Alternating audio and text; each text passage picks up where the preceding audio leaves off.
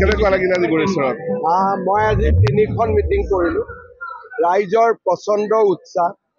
Result কি হয় বেলেগ কথা, কিন্তু হেৰগাঁও, ভৈৰৱকুণ্ড, গড়েশ্বৰ এনে মিটিং দেখিলে এনেকুৱা লাগে যেন 3খনতে বিজেপি বহুত ভোটত জিকিব। আপোনাৰ অতি ডাঙৰ বোৱাৰীয়ে দুবাৰ খোৱালে, এতিয়া সৰু বোৱাৰী, সেই কথাটো কেনেকে ক'ব? চাওক, এবাৰ BPF জিকিলে, UPPL জিকিলে, বিজেপিক কোনেও টেষ্ট কৰা নাই। একবাৰ বিজেপিক টেষ্ট কৰিব লাগে। যেনেকে অসমৰ ৰাইজে এবাৰ বিজেপিক টেষ্ট কৰিলে, আকৌ দুবাৰ কৰিলে, এবাৰ আকৌ তৃতীয়বাৰ কৰিব। মই ভাবোঁ যে এবাৰ BTCত বিজেপিৰ শক্তিশালী চৰকাৰ আহিলে BTCৰ বহুত সমস্যা লগে লগে নোহোৱা হৈ যায়। BTCৰ এন্দুৰ নিগনি কোন বাৰু? যিবিলাকে ৰাইজক চাউল নিদিয়ে, অৰুণোদয় লাগিলে টকা খোজে, ঘৰ লাগিলে টকা খোজে, এইবিলাকে এন্দুৰ নিগনি। চাওক, তাৰ মানে বিজেপিৰ পজিশ্যনটো ভাল হৈছে। দুদিন আগত অসম বিধানসভাৰ অধ্যক্ষ বিশ্বজিৎ ডাঙৰীয়াই প্ৰকাশ কৰিছে যে BTCত যদি এইবাৰ বিজেপি চৰকাৰ আহি হ'বলৈ বিচাৰে তেওঁ BTCৰ CM হ'ব। মইতো তেওঁক স্পীকাৰ হিচাপে বিচাৰি আছো বৰ্তমানলৈকে। পিছৰ কথা পিছত দেখা যাব। তেওঁ স্পীকাৰ, তেখেতৰ কথাৰ ওপৰত মই কমেণ্ট দিয়াটো উচিত নহয়, কাৰণ আমি স্পীকাৰক সন্মান কৰোঁ আৰু স্পীকাৰৰ পদমৰ্যাদা এটা বেলেগ ধৰণৰ।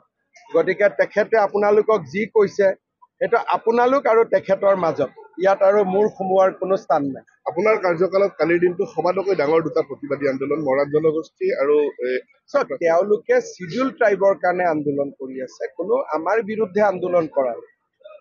চিডিউল ট্ৰাইব লাগে, তেওঁলোকৰ দাবীটোক আমিও সমৰ্থন কৰোঁ। গতিকে এইটো কাৰো বিৰুদ্ধে আন্দোলন নহয়।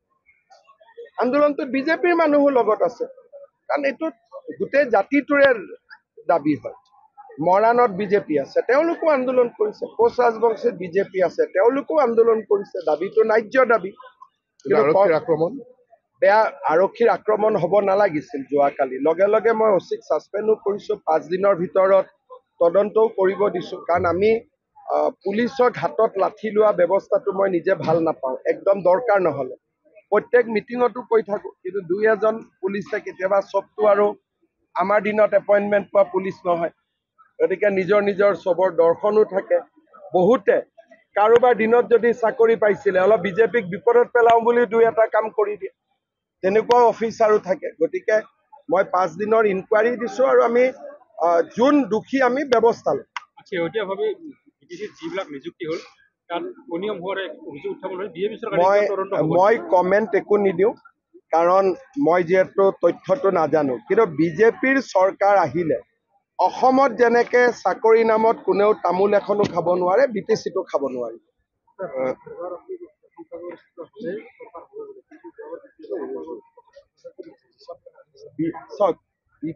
BPF-এ 16টা পাইছিল, সংখ্যাগৰিষ্ঠ মানেতো 21টা। গতিকে 21টা পালে আৰু কাৰ লগত কৰিব? কিন্তু 16টাত কেনেকে হ'ব? চৰকাৰ হ'ব কাৰণেতো 21টা লাগিব। আৰু তেওঁলোকে পাকো লগাই থৈ দিছে। এতিয়া 3টা চিটত 6জন উঠিছে, মানে 3টা চিটত 2টা উঠিছে।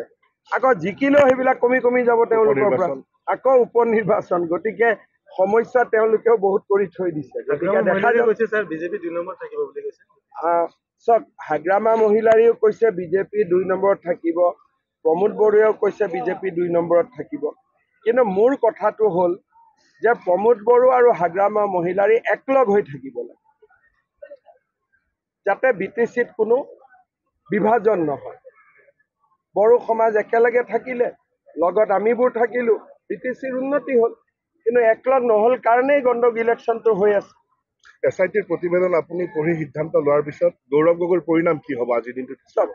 পৰিণাম 2 ধৰণে হ'ব। এটাটো ৰাজনৈতিক পৰিণাম, যে ৰাইজে ৰাজনৈতিকভাৱে সিদ্ধান্ত কিছুমান ল'ব পাৰিব, আৰু যিকেইটা আইন ভংগ কৰা বুলি SITয়ে কৈছে, সেই আইনকেইটাৰ অধীনত যি ব্যৱস্থা হয় সেই ব্যৱস্থা হ'ব। আগতীয়াকৈতো মই ক'ব নোখোজোঁ। কেবিনেটত আহিব, কেবিনেটত অহাৰ পিছত কালিয়ে মই কৈছোঁ যে প্ৰতিবেদনখন আমি লুকাই নাৰাখোঁ, ৰাইজৰ আগতো আমি মুকলি কৰিম। গতিকে মই ইমানটো সাধাৰণতে প্ৰতিবেদন মুকলি নহয় বহুত দিনলৈ। আমি কৈছোঁ যে কেবিনেটত অহাৰ পিছতে প্ৰতিবেদনখন আমি ৰাইজৰ কাৰণেও মুকলি কৰিম।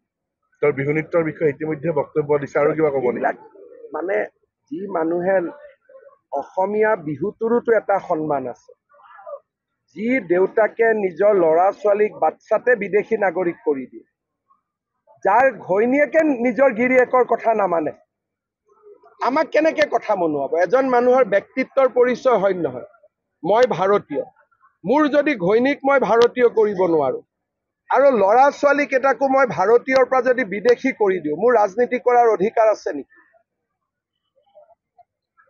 কোনো ৰাজনীতি কৰাৰ অধিকাৰে নাই। বিহুটোতো গলেই, যদি বিহুটো ব্ৰিটেইনত লৈ যাব হৈছে বেলেগ কথা। গৌৰৱ গগৈ ভাৰত বোলে মই ল'ৰা ছোৱালীকটো এক্সপৰ্ট কৰি দিলো, এতিয়া বিহুটো এক্সপৰ্ট কৰি দিম, তেতিয়া আৰু বেলেগ কথা। গৌৰৱ গগৈ আপোনাক আহ্বান জনাইছিল ভাৰত পাকিস্তানৰ খেলখন বাতিল কৰাৰ কাৰণে। গৌৰৱ গগৈৰ পৰা লেকচাৰ মই কিয় শুনো?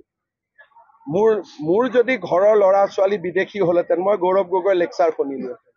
প্ৰথম তেওঁ নিজৰ ল'ৰা ছোৱালী কেইটাক ভাৰতীয় কৰক, মোক লেকচাৰ দিয়াৰ আগত। কাৰণ আমি বিদেশী খেদোত লাগি আছো, তেওঁলোকতো খেদিব লাগিব। তৰুণ গগৈ নাতিনীয়েকক মই কেনেকে খেদো?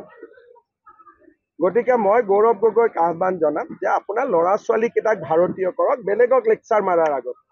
আননেচেচাৰী এইবিলাক বিহু নাচি ফক্কৰবাজি কৰি এইবিলাক কোনো কথা নাই। বিহু আমি 10,000 ল'ৰা ছোৱালীক লৈ য'ত নচাব লাগে আমি নাচিছো। এইবিলাক এনেকে আৰু কালি অলাগতিয়াল ক'ৰবাত কোনোবাই জইন কৰিছে, বিহু নাচি দেখুৱাইছে যেন মই বিৰাট মানে আৰু ফূৰ্তিত আছো। এইবিলাক আজিকালি সৰু বাচ্ছাইও বুজি পায়। গতিকে যদি মই অসমীয়াক ইমান ভাল পালোহেঁতেন, মোৰ ল'ৰা ছোৱালী কেইটাক মই অসমীয়া কৰি ৰাখিলোহেঁতেন। মই কিয় বিদেশী হ'ব লাগিব? হয়নে নহয়? গতিকে মোৰ কি অধিকাৰ আছে? এনে দুই এটা চেনেলে ভাল পায়, এইটো বেলেগ কথা, কিন্তু সেইবিলাক চেনেলৰ মতেতো আৰু মানুহে ভোট নিদিয়ে, হয় নে নহয়? হ'ব, ঠিক আছে।